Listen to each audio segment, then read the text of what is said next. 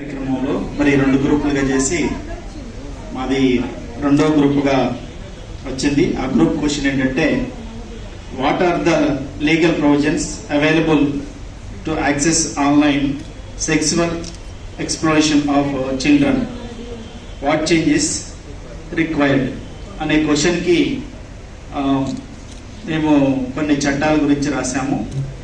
ఆ చట్టాలు ఏంటంటే ఆల్రెడీ ఉన్నవి. మనకి ఫోక్స్ యాక్ట్ 2012 ఉంది. దానికి సంబంధించినటువంటి గవర్నమెంట్ అమెండ్మెంట్ చేసినటువంటి చట్టాలు మరి శిక్షలు ఉన్నాయి. కానీ కొన్ని ఇంప్లిమెంట్ చేయాలి మనకి మా టీం తరఫు నుంచి కొన్ని సలహాలు సూచనలు ఇవ్వడం జరిగింది. మొదటిదేమో ఫోక్స్ యాక్ట్కి ప్రత్యేకమైనటువంటి కోర్టు ఏర్పాటు చేయాలని తెలియజేయడం జరిగింది. మరి ఫస్ట్ పాయింట్ అది. సెకండ్ పాయింట్ గానేమో దానికి సంబంధించినటువంటి సిబ్బంది కావాలి. ఆ కోర్టుకు సంబంధించినటువంటి సిబ్బంది, పోలీసు వారు సపరేట్గా ఉండాలి. మరి ఫోక్స్ యాక్ట్ మీద అవగాహన కార్యక్రమాలు కూడా జరగాలని రాశాను. మరి ఆ సిస్టంలో ఎవరైతే విక్టిమ్ కానీ అక్యూజ్డ్ కానీ ఉంటారో వాళ్ళని మహిళా కానిస్టేబుల్ మాత్రమే స్టేషన్కి తీసుకెళ్ళాలి. స్టేషన్కి తీసుకెళ్లే సమయంలో వాళ్ళు పోలీస్ డ్రెస్ కాకుండా సివిల్ డ్రెస్లో తీసుకెళ్ళాలి. పోలీస్ వ్యాన్ కూడా కాకుండా వేరే వెహికల్లో తీసుకెళ్లాలని తెలియజేయడం జరిగింది. మరి కేసు కాలాలు ఏమవుతుందంటే, పోక్సో కేసు ఈ ఇయర్లో జరిగితే ఒక 5-6 ఇయర్స్ వరకు కాల వ్యవధి జరుగుతూ ఉంది. తక్కువ టైంలో దానికి శిక్షలు అనేవి పడాలి, క్లోజ్ అయిపోవాలి. ఆ విధంగా చేయాలని. అదేవిధంగా ఐటీ యాక్ట్ 2000 ప్రకారము మరి దానికి మా టీం తరఫు నుంచి సూచనలు సలహాలు ఇవ్వడం జరిగింది. మొదటిగా ఏంటంటే, గ్రామ స్థాయి మండల స్థాయి వరకు అవగాహన అవసరం ఐటీ యాక్ట్ మీద. ఇప్పుడు ప్రస్తుతం బాగా నెట్వర్కింగ్ బాగా నడుస్తుంది కాబట్టి అశ్లీలంగా పెట్టడము, చాటింగ్ చేయటము, అశ్లీలంగా మాట్లాడటం అన్ని కూడా గ్రూపుల్లో పెట్టి చేస్తూ ఉన్నారు. నెక్స్ట్, అవగాహన కోసం ప్రత్యేకమైనటువంటి బృందాలను ఏర్పాటు చేయాలి. ఆ బృందాలను ఏర్పాటు చేసడం అనేది ఎన్జిఓస్గా ఉండాలి. ఇంకా గవర్నమెంట్ ఆధ్వర్యంలో చేసుకుంటే బాగుంటుంది. నేరస్తులుగా త్వరగా శిక్షించబడాలి. నేరస్తులకి త్వరగా శిక్షలు పడాలి. నెక్స్ట్, దానికి కంపెన్సేషన్ అదొకటి సార్ 7 లక్షలు ఉంది. 7 లక్షల నుంచి 10 లక్షల వరకు కూడా పెంచాలని మేము రాయడం జరిగింది. అదేవిధంగా థర్డ్ వన్ ఏంటంటే, జువెనైల్ జస్టిస్ యాక్ట్ 2015. ఆ యాక్ట్లో మరి ఇప్పటి వరకు కూడా జువెనైల్ జస్టిస్ యాక్ట్లో 18 సంవత్సరాల పిల్లల్ని జైల్లో వేయడం జరుగుతుంది. ఏం చేసామంటే 21 ఇయర్స్ వరకు ఏజ్ పెంచేసి వాళ్ళని సంరక్షణలో ఉంచాలి. 18 సంవత్సరాల నుంచి 21 సంవత్సరం వరకు ఉన్న పిల్లలు కూడా కేర్లోకి తీసుకుని వాళ్ళకి కౌన్సిలింగ్ లాంటివి చేయాలని తెలియజేయడం జరిగింది. మరి వాళ్ళ ఆ కేసు టైంలో వాళ్ళ ముఖ చిత్రాలు, ఫోటోలు కానీ, వాళ్ళ అడ్రస్ కానీ, ఏజ్ కానీ,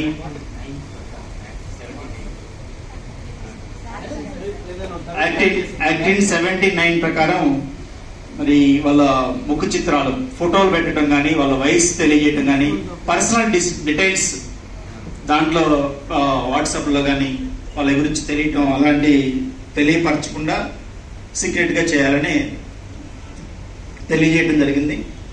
మరి ఈ ఆన్లైన్లో ఎక్కువగా ఇవన్నీ కూడా జరుగుతూ ఉన్నాయి. మా టీం తరఫు నుంచి మేముగా చెప్పేది ఏంటంటే, ఇది ప్రివెన్షన్ అనేది మన బాధ్యత ఉంది, గవర్నమెంట్ బాధ్యత ఉంది, ప్రైవేట్ పరంగా ఉంది, ప్రభుత్వ పరంగా ఉంది. మనం కూడా కొన్ని అవగాహన చేసుకొని మనం ప్రివెంట్ చేయాల్సి మనం చేసుకోవాలి. కొన్ని మనకు తెలిసినవి కూడా చేయకూడనివి కూడా మనం ఏం చేస్తామంటే, మనకు తెలిసని అత్యుత్సాహంతో ఏం చేస్తాము, వేరే వాళ్ళకు తెలియజేస్తాం. ఫర్ ఎగ్జాంపుల్, నిన్న సార్ చెప్పారు మార్పింగ్ చేసుకోవచ్చు మన ఫోటోలు మెటాఏలో. మనకు తెలుసు, మనం ఏం చేస్తాము, మనకు తెలుస్తుందనే ఉత్సాహంతో మన పిల్లలకు చూపిస్తాం. వాళ్ళు ఏం చేస్తారు, న్యూడ్ ఫొటోస్ అని కొడతారు. కొట్టినప్పుడు ఏమవుతుంది, బ్యాడ్గా వెళ్ళిపోతుంది. కొన్ని మనం కూడా వాటిని ప్రివెంట్ చేసుకుని మనకు తెలిసినా కానీ వాళ్ళకి తెలియకుండా చేయాలి. మరి గవర్నమెంట్ కూడా ఏం చేయాలంటే, కొన్ని సర్వీసుల్ని ఆఫ్ చేసేయాలి. యాప్స్ని ఆఫ్ చేసేయాలి, ఆన్లైన్ గేమ్స్ కానీ అలాంటివి. అది ప్రభుత్వం చేతిలోనే ఉంది, కానీ ప్రభుత్వానికి చేజారిపోతుంది. మరి సైబర్ క్రైమ్స్ వాళ్ళని ఎక్కడో ఉన్న వాళ్ళని పట్టుకుంటున్నారు. మరి మన ఇంట్లోకి వచ్చేటటువంటి ఈ అశ్లీల చిత్రాలు వస్తూ ఉన్నాయి, యూట్యూబ్లో పెట్టడము, యాప్ల్లో పెట్టడం, అలాంటి వాటిని కూడా తీసేయాలి. తీసేసే విధంగా దానికి పర్మిషన్ ఇవ్వాలి. పర్మిషన్ ఏవైతే పర్మిషనబులో, ఏవైతే పర్మిషన్ కాదో వాటిని గవర్నమెంట్ దగ్గర నుంచి మనం అయితే ఎలా ఎన్జిఓగా మనం రిజిస్ట్రేషన్ ఎలా చేయించుకుంటామో వాటిని యాప్ని యాడ్ చేసేటప్పుడు వాళ్ళు కూడా పర్మిషన్ తీసుకోవాలి. వీటికి కట్టుబడి ఉంటాము, వీటిని అయితే మనము దీంట్లో యాడ్ చేయమని పర్మిషన్ తీసుకుని గవర్నమెంట్ కూడా వాటిని అబ్జర్వ్ చేసి 1 year అబ్జర్వ్ చేసిన తర్వాత వాటిని అప్లోడ్ చేసే విధంగా ఉండాలని మా టీం అందరి తరపు నుంచి తెలియజేస్తున్నాను. థ్యాంక్ యూ అండి. విక్టిమ్స్ ఉంటారో వాళ్ళ కంపెన్సేషన్ ఇచ్చేలోపే ఆ కేసు కూడా అయిపోతుంది. అందుకని ఇంకొకటి మామూలుగా అంటే మెచ్యూర్డ్, ఒకవేళ ఫిజికల్ గా మెంటల్ గా మెచ్యూర్డ్ అవ్వాలంటే కూడా కొంత టైం అవసరం. ఇప్పుడు బాడీ ఎదుగుదలైనా మెంటల్ గా ఆలోచించడం అయినా అనేది అవసరం. అంటే ఆ ఏజ్ వరకు అనేది మేము డిస్కస్ చేసుకుని అది రాయడం జరిగింది. లేదు, ఎందుకు సపరేట్ కోర్టు కావాలి, సపరేట్ జడ్జి కావాలనుకున్నప్పుడు డిస్కషన్ లో సార్ ఎక్స్పీరియన్స్ చేశారు. ఏంటంటే వారానికి ఒకటే రోజు ఈ కోర్టులో ఈ కేసు డీల్ చేస్తారనమాట. ఆ డీల్ చేసే వాళ్ళు కూడా అందులో ఉన్న మెంబర్సే, వాళ్ళకి సపరేట్ సిబ్బంది అంటూ లేదు. దానిలో భాగంగా మేము ఆ పాయింట్ రాసాము. SHO నుండి రాగానే FIR అయిన తర్వాత వాళ్ళు ఇమ్మీడియట్ గా దాన్ని యాక్షన్ తీసుకుంటలేరు. ఫస్ట్ విటిన్ 164 కేసులో భరోసా వాళ్ళు టెస్ట్ చేస్తారు, అక్కడిని మెడికల్ పంపుతారు. మెడికల్ కాడ డిఫరెంట్ లేట్ అవుతున్నది. మెడికల్ రిపోర్టు వాళ్ళు సీల్ కవరు మనకు రావడానికి దాదాపు 15 రోజులు పడుతున్నది. ఈ 15 రోజులలో ఏం చేస్తున్నారు వాళ్ళు, అక్కడ ఉన్న పేరెంట్స్, వీళ్ళ పెద్ద మనుషులు, పోలీసు వాళ్ళంతా కుమ్మక్కై దాన్ని నీరు గార్చే విధంగా చేస్తున్నారు. కాబట్టి దాన్ని ఇమ్మీడియట్ కనుక చేస్తే విక్టిమ్కు న్యాయం జరుగుతుంది. ఇప్పుడు CWC బెంచ్ నుండి ఆర్డర్ ఇస్తాం. పిల్ల ఏమంటది, నేను ఏం చదువుకోలేదు, మా అమ్మ ఇంటి దగ్గరనే డెలివరీ అయింది, హాస్పిటల్ డెలివరీ కాలేదు అంటది అమ్మాయి. తల్లి కూడా అదే విధంగా అబద్ధం ఆడుతుంది, ఏదో ఒక బడికి పంపుతుంది, అంగన్వాడీ సెంటర్లో ఇంప్లిమెంటేషన్ ఉంటుంది, ఈ అమ్మాయి ఎన్ని రోజులు అవుతుంది. కానీ వాళ్ళు తప్పించుకోవడానికి దీన్ని పక్క దారి పెడతా అంటారు. అప్పుడు మేమేం చేస్తామంటే ఏజ్ డిటర్మినేషన్ టెస్ట్కు కాకతీయ మెడికల్ కాలేజ్ కానీ MGM సూపరింటెండెంట్ దగ్గర పంపితే అక్కడ కూడా డిలే అవుతున్నది.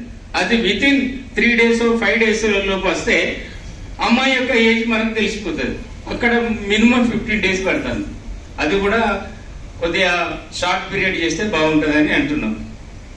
ఈ కేసెస్ పరిశీలించే కాడికి వస్తే పోక్సో కోర్టు ప్రతి జిల్లాలో ఉన్నది, కానీ సపరేట్ జడ్జి లేరు. ఏదో ఒక అడిషనల్ జడ్జి, జోనల్ జడ్జికి ఇచ్చి ఒకరోజు దీన్ని కేసు పెడితే సాటర్డే రోజు జరిగింది, సండే హాలిడే అవుతుంది, మండే రోజు వరకు కూడా అమ్మాయి పరిస్థితి తేల్చలేకపోతాను. దానికి ఏ డే అనేది కాకుండా దానికి ఒక సపరేట్ జడ్జి ఉన్నట్లయితే ఏ టైంలో అయినా మనము దాన్ని ఫైల్ చేయడానికి ఆస్కారం ఉంటుంది. థ్యాంక్ యూ అన్న. రూపాయలు ఇస్తారట, తర్వాత 25,000. ఇది కొంచెం బిచ్చమెత్తుకున్నట్టే ఉంది. ఇంకోటి ఇప్పటి వరకు ఏ జిల్లాలో కూడా ఇవ్వలేదు. ఫండ్స్ స్టేట్ గవర్నమెంట్ దగ్గర ఫండ్స్ లేవు, ఉండే వాడుకునే దానికి ఉంటాయి, కానీ ఇట్లాంటి ఇష్యూస్ అయినప్పుడు పిల్లలకు మాత్రం వేయడానికి డబ్బులు లేవు. ఇది కొంచెం గ్యాప్స్ ఉంటాయి, అవి కూడా ఈ చట్టంలో ఖచ్చితంగా ఇంప్లిమెంట్. ఒకవేళ స్టేట్ గవర్నమెంట్ డబ్బులు ఇవ్వకపోతే స్టేట్ గవర్నమెంట్ మీద కూడా కేసు ఫైల్ పెట్టే విధంగా మనం కూడా ఆలోచించాలి అనేది కూడా చట్టంలో ఉండాలనేది కూడా మన సూచన. సరికి భరోసా వాళ్ళు ఒక 5,000 రూపాయలు స్పెషల్ గా ఇస్తారు విక్టిమ్ కు. గవర్నమెంట్ సైడ్ నుండి వచ్చేసరికి ICPS నుండి, DCP నుండి ఫైల్ ఇంప్లిమెంట్ అయ్యేసరికి DW దగ్గర ఆగిపోతున్నది. DW గారు ఏం చేయాలి, DLSS సెక్రటరీకి ఫైల్ పెట్టాలి. DLSS సెక్రటరీ దగ్గర ఇంప్లిమెంటేషన్ అయితే విక్టిమ్ కు త్వరగా అందడానికి ప్రయత్నిస్తాను. ఒక విక్టిమ్ కు తోపల ప్రసన్న అని మా దగ్గర ఆ అమ్మాయి డెలివరీ అయింది, ఆ పాపను మాకు ఇచ్చింది, మేము చాలా పెట్టినాము. ఆ అమ్మాయి కూడా అడాప్షన్ వెళ్ళిపోయింది. ఇప్పటి వరకు కూడా అమ్మాయికి 7 లక్షలు రాలే. ఎన్నిసార్లు ఫైల్ పెట్టినా ఏదో ఒక ప్రాబ్లం అంటారు. ముఖ్యంగా జిల్లా స్థాయి అధికారులు దాని మీద చొరవ తీసుకుంటే కొద్దిగా ఇంప్లిమెంటేషన్ చేయడానికి ఆస్కారం ఉంటుంది. మేము చాలా కేసెస్ 54 కేసులు పెండింగ్ ఉన్నాయి. అది సీనియర్ అసిస్టెంట్ క్యాడర్ ఉంటే కనుక ఇంప్లిమెంటేషన్ తొందరగా అవుతుంది, ఏ జిల్లాలో సమస్య ఉండదు. దాంతో పాటు స్టేట్ గవర్నమెంట్ బడ్జెట్ కూడా రిలీజ్ చేయాలి. పిల్లలకి పాఠ్యాంశంగా ఫోక్స్ యాక్ట్ గురించి ఒక పాఠ్యాంశంగా ఉండాలని మా టీం తరఫు నుంచి తెలియజేస్తున్నాము. ఇప్పటి వరకు కొంచెం ఉంది, ఇంకా డెప్త్కి వెళ్ళి శిక్షలు ఎలా ఉంటాయి, కఠినమైనటువంటి శిక్షలు ఉంటాయని తెలియజేస్తే వాళ్ళకి కొంచెం భయం కలిగి, ఆ అవగాహన కలిగి వాళ్ళు కొంచెం పిల్లలకు ఉన్నప్పుడే కంట్రోల్ అవుతారు పిల్లలకు. అంతే కదా, ఫైనల్ గా ఆయన దర్శిన ఆయన లాయర్ అడ్వకేట్ చెప్పే మాట మీరు చెప్తున్నారు. Thank you. సో చాలా మంచి అంటే ఉన్న పాలసీస్, ముఖ్యంగా ఎగ్జిస్టింగ్ లాస్ మీరు ఐడెంటిఫై చేయడం జరిగింది. సో మీరు అన్నట్టుగా కొంత ల్యాక్ ఉంది ఇంప్లిమెంటేషన్లో. దాన్ని ఇంప్లిమెంట్ చేసే అధికారులను మనం కొంచెం స్టిమ్యులేట్ చేయాలి. ఇప్పుడు ఉదాహరణకు చైల్డ్ మ్యారేజ్ కేసుల్లో మేము పూజారులను ఎందుకు అరెస్ట్ చేయాలని అని అన్న రోజులు ఉన్నది, కానీ ఇప్పుడు చేస్తున్నారు. సో ఇప్పుడు పాక్సో విక్టిమ్స్లో లవ్ ఎలాప్మెంట్ కేసులో మిస్సింగ్ కేసు పెడతాం కానీ పాక్సో కేసు రిజిస్టర్ చేయమన్నాం, కానీ ఇప్పుడు చేస్తున్నారు. ఇంకా మనం తగ్గించాల్సింది అంటే ఆన్లైన్లో పిల్లలు పరిచయం అయ్యి ఎలోప్మెంట్ వరకు వచ్చి సెక్సువల్ అజాల్ట్ వరకు వచ్చింది కాబట్టి ఐటీ యాక్ట్ కూడా కావాలని పెడుతుంది. నిన్న సార్ చెప్పారు కదా, పరిచయం ఆన్లైన్లో అయింది కానీ ఇన్సిడెంట్ యాక్షన్ అనేది ఆఫ్లైన్లో జరిగింది. సో అట్లా ఉన్న చట్టాలను కొంచెం ఇంప్రూవ్ సర్వీస్ చేయడానికి మనం ప్రయత్నం చేద్దాం.